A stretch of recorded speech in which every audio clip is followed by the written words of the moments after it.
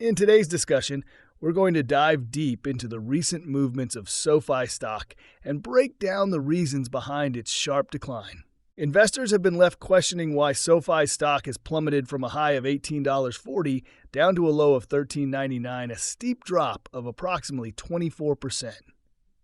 Many institutional investors have developed a negative outlook on the stock, and in this analysis, I'll explain the factors contributing to this decline. While numerous strong companies, including AMD, PayPal, and Google, have faced recent downturns, SoFi's situation has unique elements that set it apart.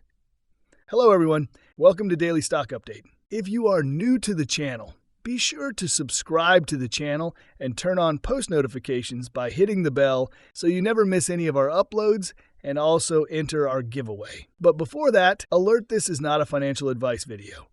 One of the biggest reasons behind SoFi's struggles ties back to its ambitious claim of becoming the AWS of fintech.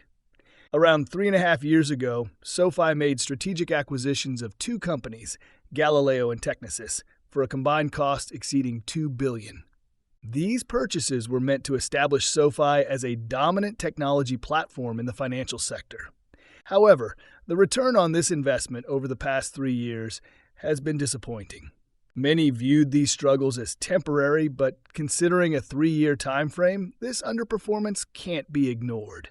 SoFi's management had initially projected that these acquisitions would attract large financial institutions, particularly top-tier legacy banks, to adopt its platform.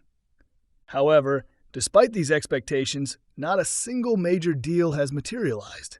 While this doesn't mean such deals won't happen in the future, the fact remains that there has been no significant movement in this direction. The company has continued redirecting attention away from Galileo's performance by emphasizing other thriving segments of its business, such as its financial services division, which has been performing remarkably well. Unlike companies such as Palantir and Robinhood, which engage frequently with retail investors, SoFi has remained relatively silent. This lack of communication is largely due to the uncertain status of Galileo. Retail investors have been pushing for greater transparency, but the company has avoided discussions about Galileo's weak performance. If independent investors and analysts begin highlighting the struggles of Galileo, it could lead to further negative sentiment and media coverage, making things even more challenging for SoFi. I had anticipated that by the fourth quarter of last year, we would witness an acceleration in Galileo's performance. Instead, the opposite occurred. The revenue growth for Galileo stood at a flat 0% quarter over quarter, an alarming figure for a segment that was meant to drive SoFi's expansion into the technology space. Galileo was initially seen as a way to shift SoFi away from its legacy banking model, reducing risks and establishing stable, fee-based revenue streams. However, the reality is that Galileo's stagnation is limiting SoFi's growth potential.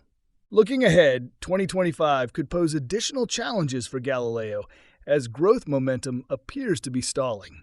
Although SoFi as a whole has been experiencing a strong upward trend over the past year and a half, the stock recently hit a plateau and then pulled back. This suggests that institutional investors may not be fully convinced of the company's potential, leading some to reduce their holdings. A major issue with Galileo's business model is the prolonged timeline for revenue recognition. Even when deals are signed, it can take years before they contribute meaningfully to SoFi's earnings.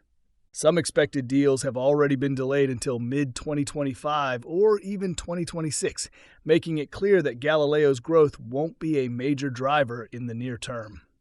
Investors should prepare for slower performance in this segment, even though SoFi's other divisions remain strong. Despite these challenges, SoFi still presents an opportunity. The company's financial services segment is expanding at an impressive rate, even outpacing the overall growth of major firms like Palantir.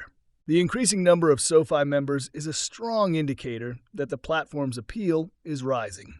However, it's crucial to acknowledge that Galileo is not the primary contributor to SoFi's success at this point. If anything, its weak performance is weighing down the company. SoFi's management has carefully structured its financial reports to emphasize the company's overall growth, grouping Galileo's figures with those of its financial services division.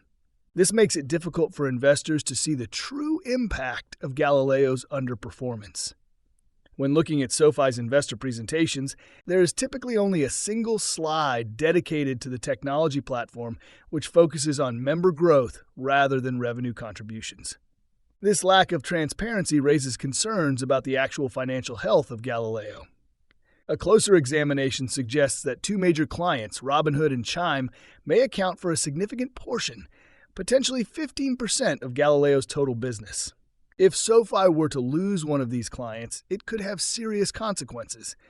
Yet the company does not disclose revenue breakdowns by client, further adding to the uncertainty. Instead, SoFi consistently combines financial services revenue with technology platform revenue, making it appear as though both segments are growing equally.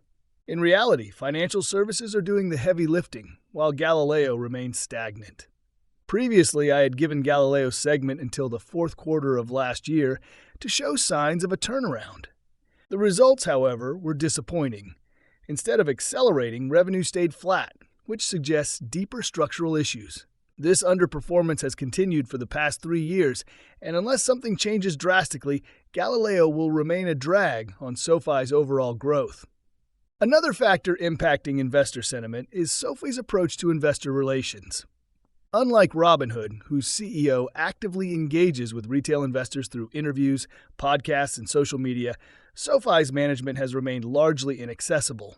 This lack of transparency further fuels speculation that the company has something to hide regarding Galileo's performance. Banking regulations do impose stricter communication restrictions, but the overall secrecy has created a sense of distrust among investors. Even when direct questions are posed to SoFi representatives about Galileo's revenue generation process, the responses remain vague. For example, inquiries about why certain deals won't contribute to revenue until 2026 have been met with regulatory excuses rather than clear explanations.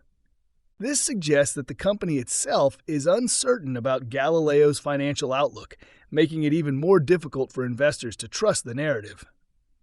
One particularly concerning observation is the inconsistency between reported account growth and revenue figures.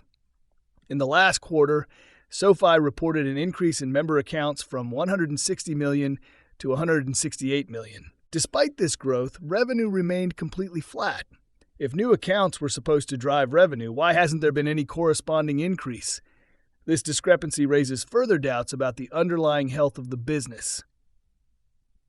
At the end of the day, SoFi remains a company with both promising and problematic aspects. While its financial services division continues to expand at an impressive rate, the stagnation of Galileo poses a significant challenge.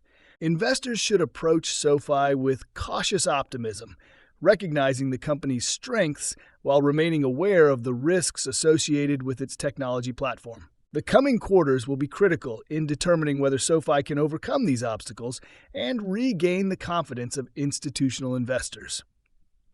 Friends, that's all we have for you today. What is your opinion about today's video? Get involved and let us know in the comments down below. Thanks for watching.